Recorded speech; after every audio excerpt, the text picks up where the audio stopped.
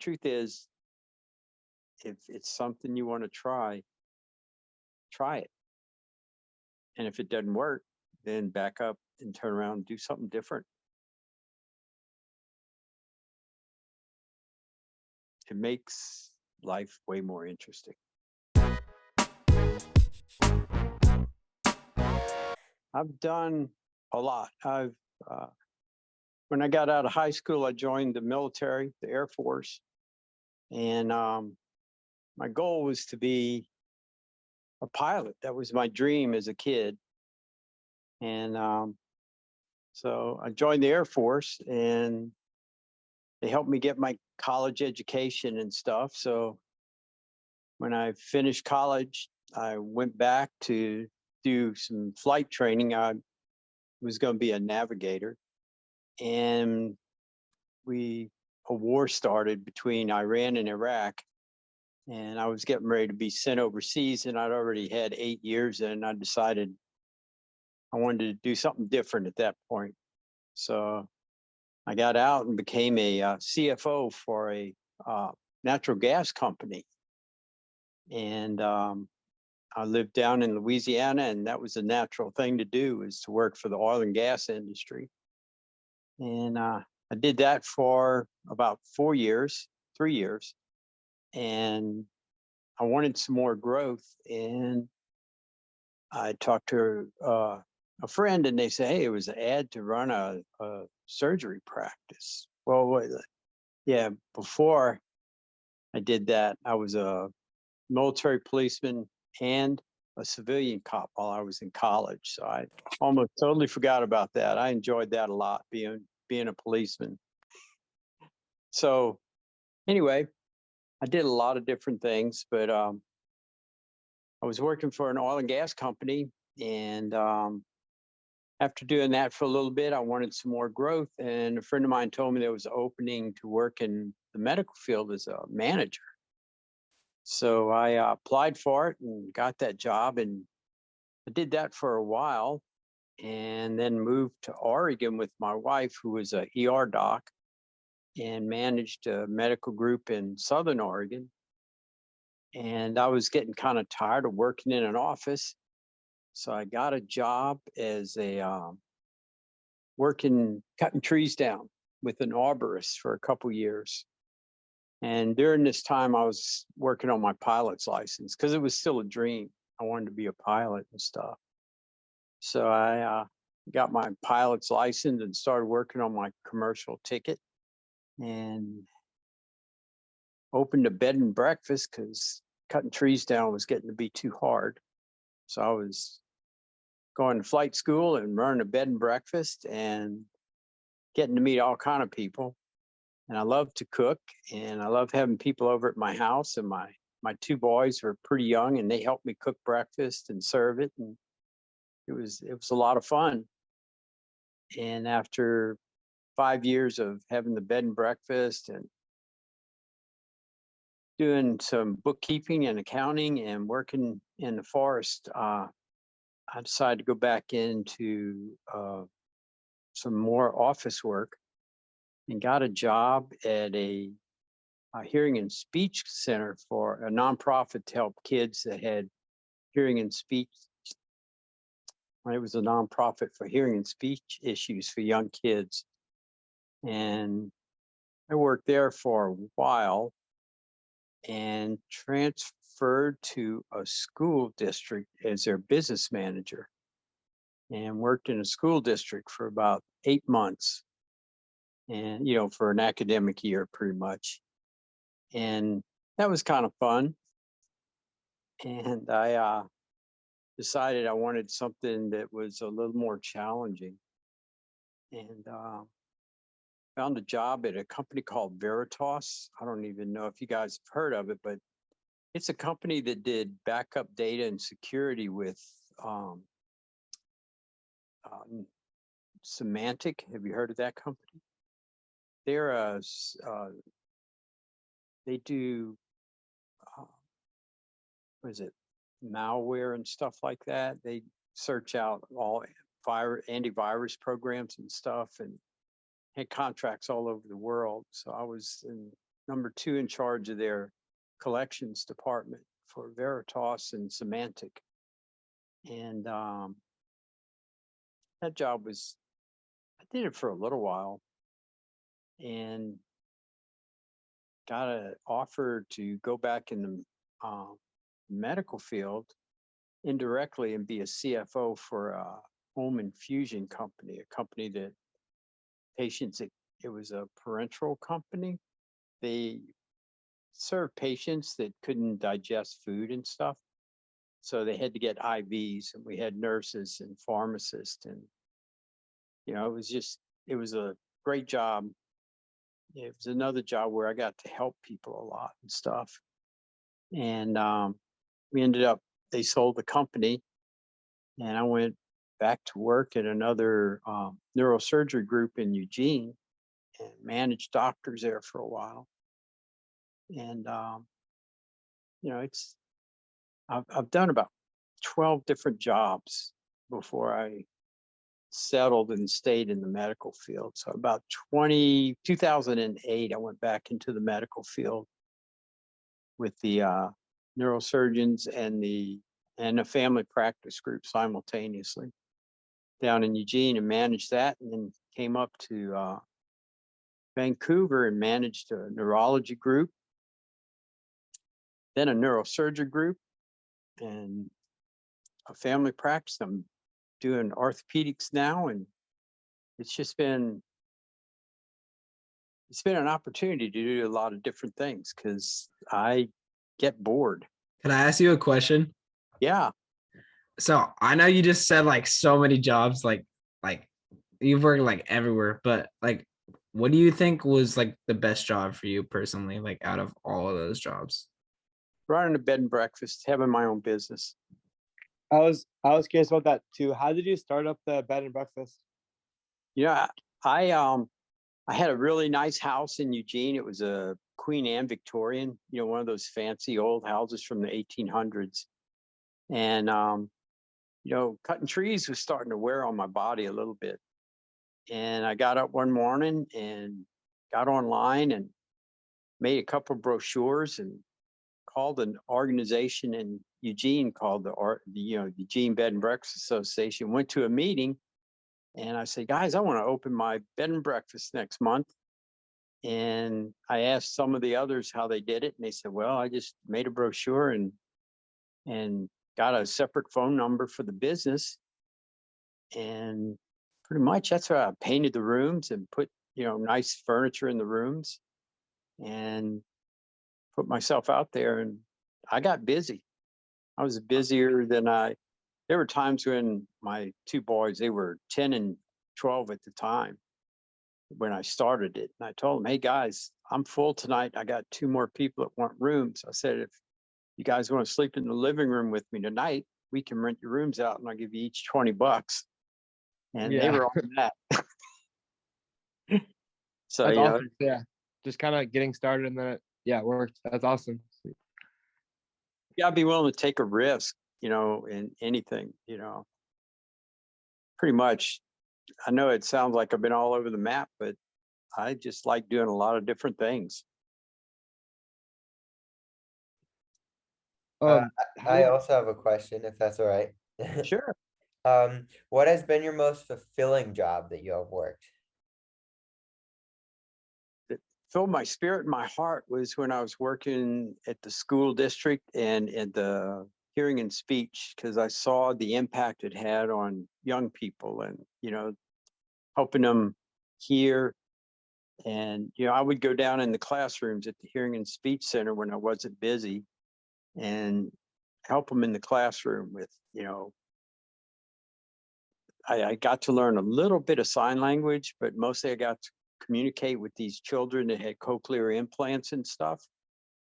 And that filled my heart. How did you like find all these different jobs? Like, was there like what was the main way that you went about that? And like, how did you get the qualifications for like all the jobs, like being in the army and then like also like a CFO and like things like that? I got a really good degree in college. I got a pre-law degree in finance and law. So when I graduated, I was able to take the CPA exam or a real estate exam, a tax license exam. You know, I was pretty qualified with finances and stuff. And that helped me in most of my jobs. And I learned a lot of management skills in the Air Force. You know, when I was 19, I became a sergeant and they sent us to NCO training and stuff. So that helped a lot too. Wow. Yeah. Okay. Cool. Thank you. No problem. Anything else? Yeah, I'm wondering, why did you decide to go into medicine, or it sounded a little bit that it might have kind of been by chance, but were you passionate in that field? It was totally by chance. I went from the oil and gas industry and it was a group of two neurosurgeons, and they bought a computer system. This was like in 1983. And they bought a computer and then they hired somebody to write programs for it. And then the two doctors said, well, we need somebody to manage it now because we don't know anything about it. And so a friend of mine heard about, told me, and I interviewed for it and got the job. And I was their first office manager. And it was unique, a very unique experience. It was learning how to incorporate electronics into a medical practice because no one had computers back then. So, but it was total fortune. I mean, it was just most of the jobs were word of mouth from friends and stuff. And so you said that it's like very word to mouth. How do you like go about making those connections? With just people I know and work with in different organizations. In Lafayette, I was a member of an independent accounting organization. So I met a lot of people that way. And a lot of jobs, you know, almost most companies have either a CPA or an accountant. So it creates a network that's easy, you know, to communicate with and get in touch with other people. And they keep their ears open. All you got to do is say, hey, I'm looking for a job, or I'd like to know if there's something out there that, you know, fits How, the skill level. could I ask? Yeah.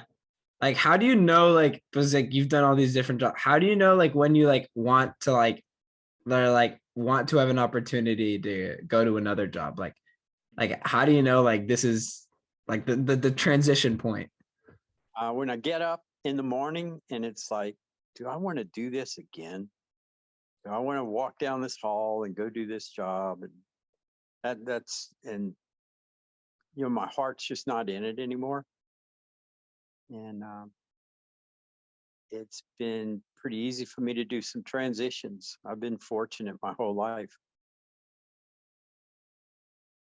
If you listen to your heart and your head instead of just one or the other, it's an amazing journey you could get on. And just be open to it. There was one other job I did for about 2 years. I taught personal growth and communication for 2 years while I had the bed and breakfast. I forgot about that job. And that was a lot of fun. I mean, that was helping people grow and feel good about who they are and not judge themselves based on what other people do and where they are. Could I ask a little bit more specifically about like how you ran the like because you were the owner of the bed and breakfast, or like, Yep. It was my home. so we're like, so you did all the accounting and like all the numerical like the things to do with money, right? Yeah. Like, could you get a little bit more, or like, I'm kind of wondering about like what it takes to like run a business like that, whatever. You know, accounting is only a small part of running a business like that. It's being personable with people when they come into your home and making them feel comfortable, and getting the word out. And most of the time the word, got out because people would tell other people, hey, this was a great place to stay. And, they, we didn't have like all the cool internet stuff like we do now. So it was, they would write letters to the Eugene Bed and Breakfast Association and to the Visitor Center and recommend it. So that helped me a lot getting the business going. Other than that, it was easy because I had a great home and I loved to cook, and it was in a good location in Eugene. And I took a risk.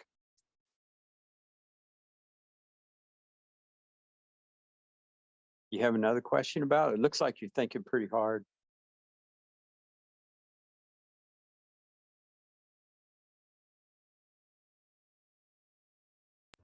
So is that like the common theme with like picking up new jobs is the risk taking? Because I don't know, like sometimes I feel like I don't know if I want to take like a risk with like going to something new and stuff like, but you think that's like really important to take It that is. risk? Yeah, if you never take that first step, you don't get anywhere. And, and listening to the type of risk that you're willing to take. If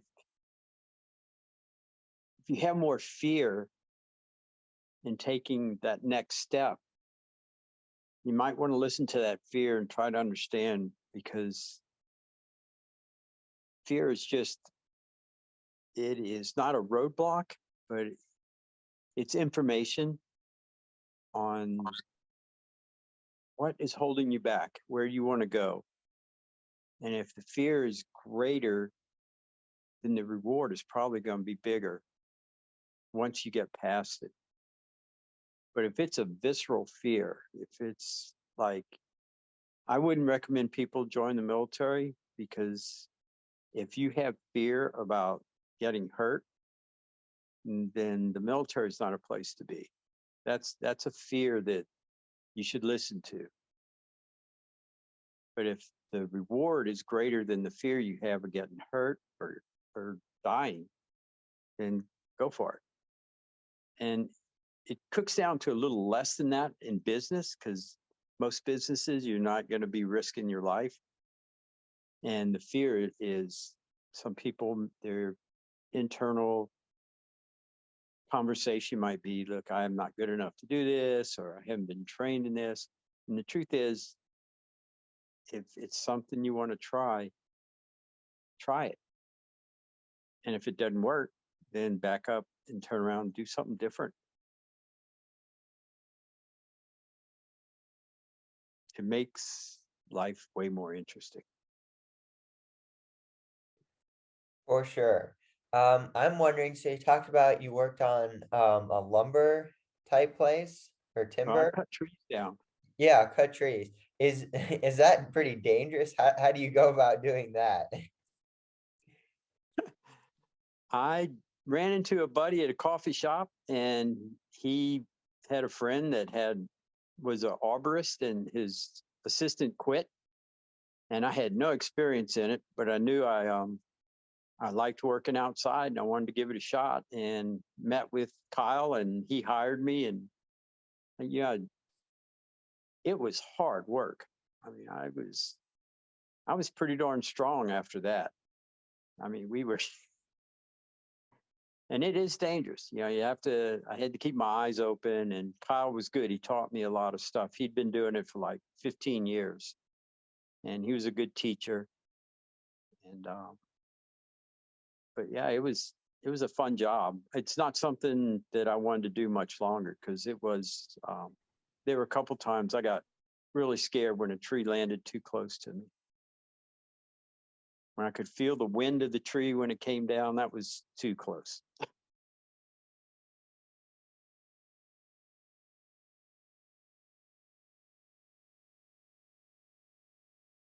Is there What else? time to move out of the way if it's falling, or is it just like wherever it falls, it falls? No, we cut it so we knew where it would fall. Okay, yeah. Yeah, no, that part was planned out. It's just sometimes I didn't back up far enough from the top of the tree when it was coming down. Yeah. How long were you in the logging business for? It was a little over a year. That's about as much as I could take. Yeah. My body was like screaming for, go do something soft again. Like open a bed and breakfast, do something fun. What do you do after the logging business again? I started my bed and breakfast. Oh, okay. Yeah, gotcha. And I did some, part-time work in bookkeeping and tax preparation and stuff. What made you kind of start losing interest in the bed and breakfast? Like, was it just like over time, just like repetition? And like, do you Oh, think that? I would have done that job the rest of my life. It got too expensive. Okay. Yeah, I had a very old house and I was spending about $30,000 a year maintaining it or fixing the roof and painting it. And so it was getting to be way too expensive. It drained my pension plan that I'd saved up and everything. Well, perfect. If that's all the questions, thank you very much, Patrick. Actually, I got one more. I got one Oh, more. Yeah. go ahead.